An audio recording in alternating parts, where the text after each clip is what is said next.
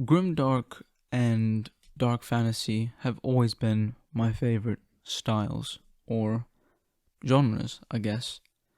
Without really realizing it when I was growing up, I was influenced a lot by Warhammer, as I have this book that I believe was from my brother. And he was big into Warhammer back then. And alongside that, my first ever game I fell in love with, that I still think is my favorite ever game, is Dark Souls 1.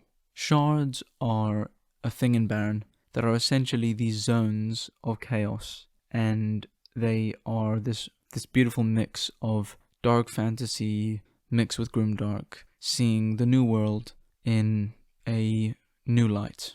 So during October, I worked on a few pieces for Trenchtober, a really fun challenge set out by Monster Garden, and alongside it, I couldn't help finding myself getting inspired and using Trench Crusaders as a big influence on this.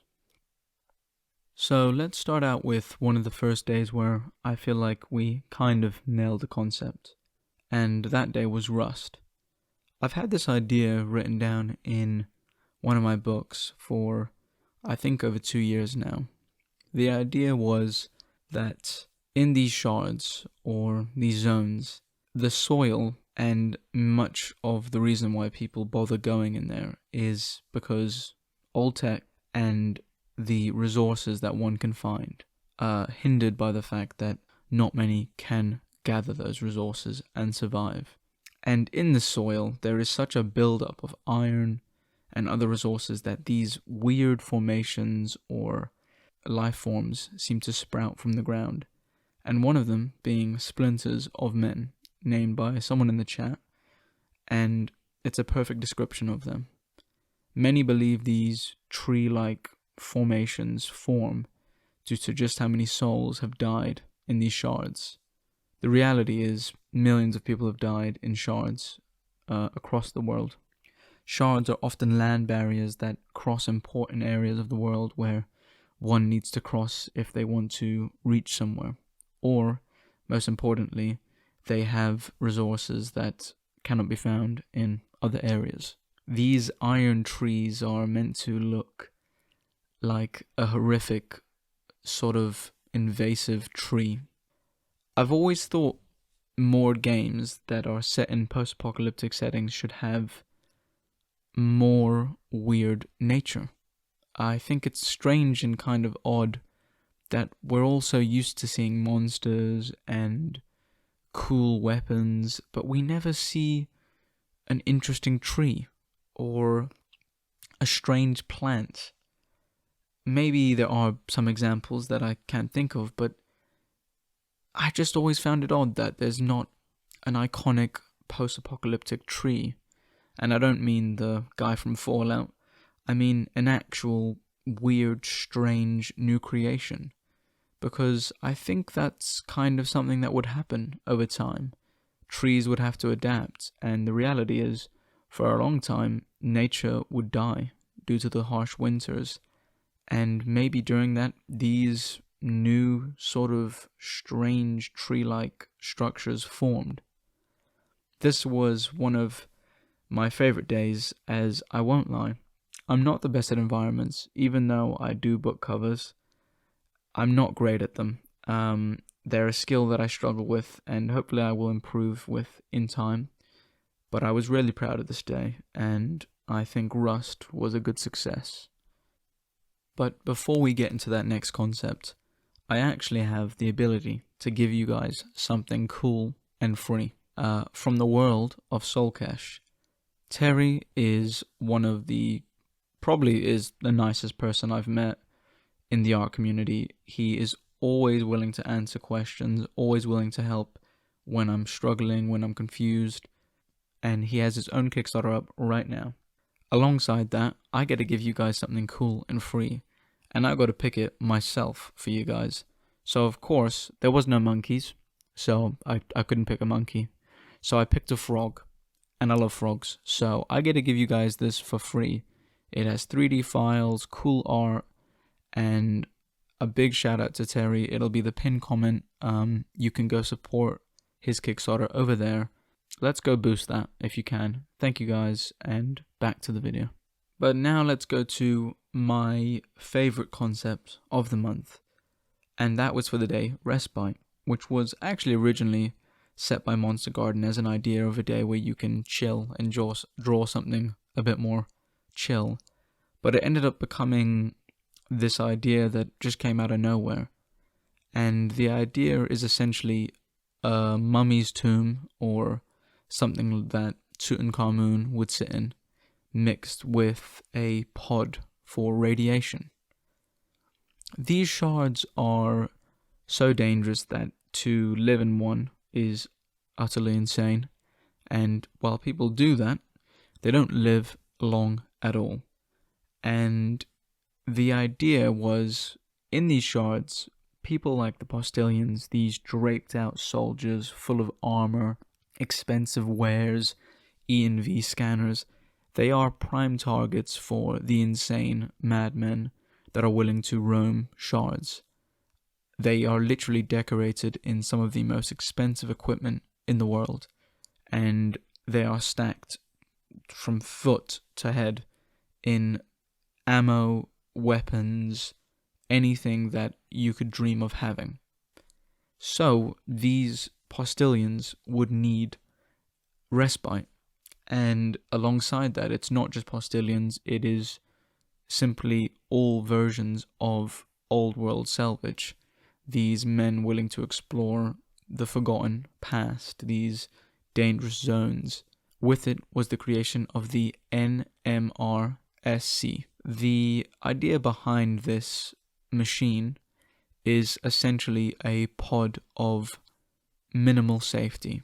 It is coated and created with lead, and it has 3 layers providing adequate protection from outside radiation. While it doesn't stop radiation permanently, it gives you a break if one is injured. And that is the main idea behind these pods. When a postilion is injured, their job is not over. They cannot simply quit. They have a team and a faction of people relying on them. Whether they work for 103 or another faction or outlet in this world, they are decorated with some of the most expensive wares, and as such, they must go and find the nearest pod that they can lie in whilst waiting for either safety, or if they die, that way none of their equipment is stolen or lost. It is a pod that features the ability to lock and permanently lock unless you know the right way in, which obviously only factions would know how to get past these lead barriers. It features many cool things that the stream really helped with, so a big shout out to all of the stream chat and the people that helped me on this really fun stream. One of the coolest things about this is that it essentially is this kind of bed styled after Egyptian tombs, which do have a name, but I am a little bit dyslexic, so I'm not going to read that because that's hard. I don't want to. But they feature many cool things, such as a water filter, which, yes, does filter your own pee in the worst case scenario. It has a shell lock for in case someone does manage to get in, which are these encapsulated areas of storage that are super thick and strong. They have a mini toilet satchel, which we mentioned before. They also allow for an ENV scanner to work with this little raised area that you can pop your ENV scanner in, and it allows you to see if anything is nearby for when you are planning on maybe leaving if you are healthy enough. One of the main things is obviously the fact that you can pin or point out where you are on a map by clicking a button. You click it and it lets other postilions or people in your faction see a little pin pop up of where you're currently located and which pod you're in. Next to that, it also has an oxygen refill tank, which will not work infinitely, but it is for those that need a refill for if they're going back out, as all postilions have this little oxygen tank on the side of their helmet and carry many spares to breathe better air. Alongside that, it obviously features a viewpoint which can be shut, and it has shell lock for the worst case scenario where you can click it and it essentially puts up an extra layer of protection, even though if something does want to get in and it is from the shards and is not a human, they can get through, but you're probably screwed anyway. This respite or idea is one that it came out of nowhere, and it's why I really love doing the streams. So if you are interested, I will be streaming from these times on the screen more regularly, and I'd love if you come stop by. But let's now talk about one of the most important things in Barren, and one of the main things that I think Barren's built around, and that is people. I don't want a world where it's just, everyone's fighting and we never talk about why. And a big part of Barren is human nature. So let's talk about merchants in Barren.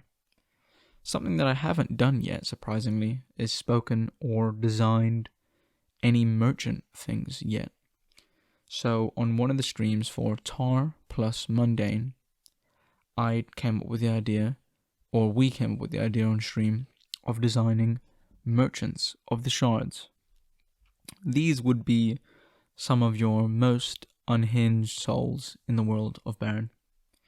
You have to be a certain kind of insane to travel shards and try to scavenge and steal and survive out there whilst trying to make a living. Now, don't get me wrong, shards have many things that are advantageous or brilliant.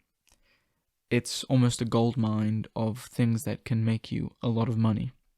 But also, you can sort of get killed by anything, and you're always constantly dying when you're in them, as no matter what you wear, the radiation is unbearable.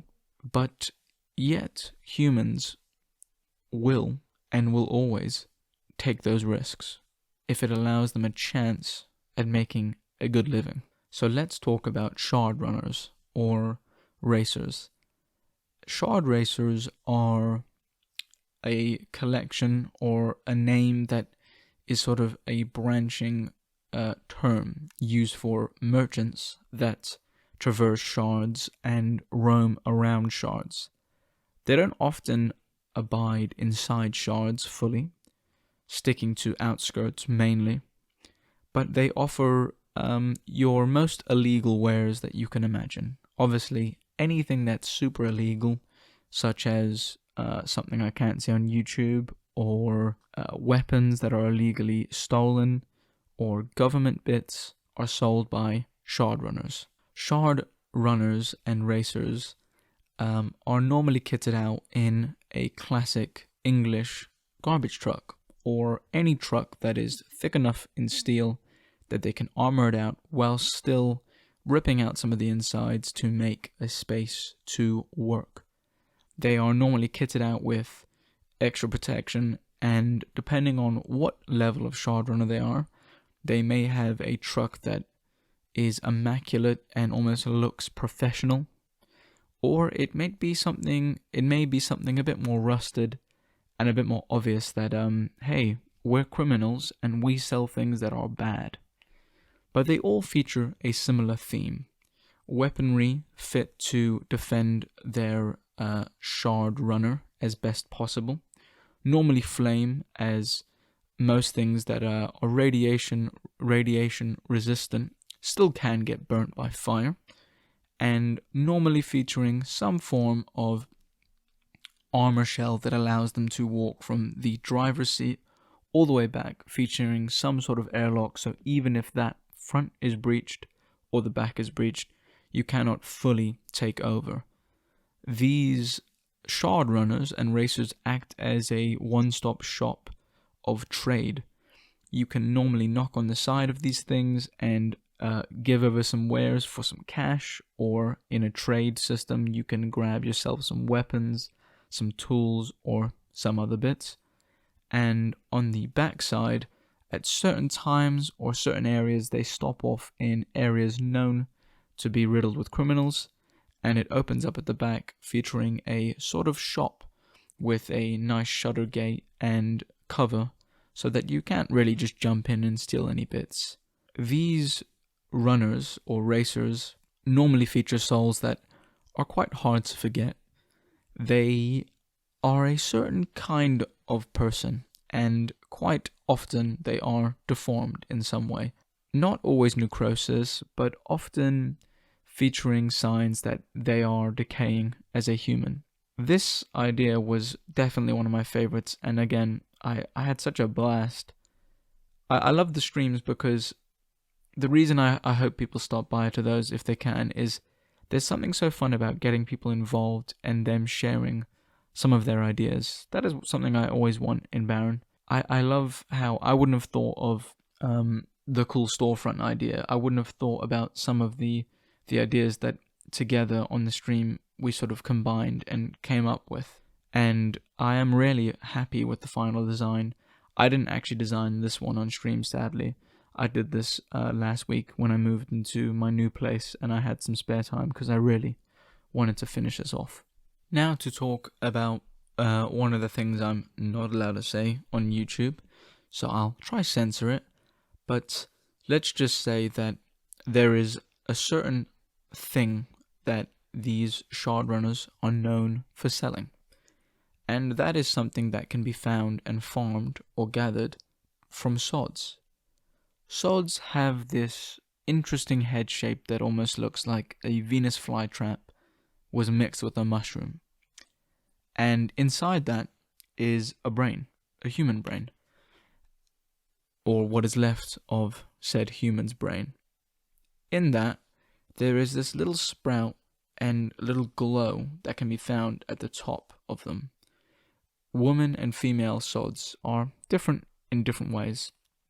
And one of the main ways is this little, almost clam-like created substance is right there at the top and a different sort of shape. However, what maybe wasn't expected is these sort of odd balls of different forms or resources forms into something that can be used as a substance. It is quite fatal and can be quite lethal, and is known to be rather hard to gather. Essentially, the insane enough go into shards and gather these and sell them, as there is a huge market of people that are addicted to them. However, shard runners don't care, as these things go for a lot of money. To buy a whole one is normally about 500 crowns, which is about 8,000 pounds of old world money. However, often it's grinded up and sold as a sort of powder. One of the biggest issues around this substance is that no matter what, it's nearly impossible to tell the difference between the female and male version when it has been grinded up. So this obviously leads to many deaths, and even though the female version isn't safe and it can lead to brain damage and other disabilities, people that are addicted do not care. The substance is loosely referred to as roots, but I'm not fully sold on a name yet, so if you do have any name suggestions, please pop them down below, as this is still very much a work in progress idea as I try to figure out what I can make this do and make it a fun game mechanic that is interesting, especially the necrosis element. I want necrosis to be something in the game that is really fun to mess with, but also kind of sad because eventually you're gonna go mad and die. But anyway, this was one of my favorite mini days that we did because I was a little bit busy, and I'm really proud of it because it links to the merchants. And last but not least is trenches. Sadly, this was the last day I could do as I had to move, and it meant that I had no time anymore, but this is an idea that I will be working on a lot more. I only have the base image or concept image here, and this has been an idea that I've had, but I've never really designed it. And the idea is, in the UK, you have canals that span all over the UK. It's amazing, really. They're these beautiful little areas where people live on boats, and it's fascinating. As someone that grew up in South Africa, it's also kind of like crazy. They're mostly man-made, I believe, and they go across basically the majority of the UK. And of course, shards go across the UK, spanning through the middle of the UK kind of as a barrier almost. And I thought, when that happened and the world ended and these shards formed, these canal trenches would become veins for merchants, factions, and anyone willing or needing to travel through shards. And with it would come a amazing setting for what I think will be one of the coolest things in Barren, and that is these societies that will form around these veins. You can think of all sorts of things, such as factions that own lanes or veins of these trenches and fight for new ground. You can think of areas where maybe you have to pay to go through, areas that have been lost or fallen due to outsider influence from creatures and things in the shards, taking back control. Things such as shard rats that become a huge nuisance and can kill a man, alongside other things like what happens when one of these canal trenches is breached by radiation, or gets a disease like necrosis in it, and then an entire vein basically becomes a walking death trap, even if you need to go through it. You can probably tell I really like the idea, and I really want to work on this one more. But now I'm going to talk about the future, and some extra bits. There are new minis up on the Madness store right now, where you can go pick up some Madness miniatures. There's a big baby, which is a bit of a bigger model. There's a Gloop guy who I will be making art for in the future, and I think that's all for now. Actually, no. There's one that will be releasing soon, a video on him, and it's the Snatcher, which I have art for on the screen right now, and I will be making a full video about this hideous creation. Hopefully I don't get censored for that art. I'm not sure if I'm allowed to show that on YouTube, but I'm seeing what I can get away with. I'm still very new to this, by the way. I want to say that there is some exciting things coming in the future, and I posted about it on the community. I'm not going to spoil it, but if you do want to go over and support the channel early, it is linked on the main page, and it'll be linked in the description as a future project with some very cool people. Other than that, thank you to the members and the Patreons who did get this video actually early, and get every video early. There will be a vote going out on Patreon soon and YouTube, and based on the results, I will make a video of their choice.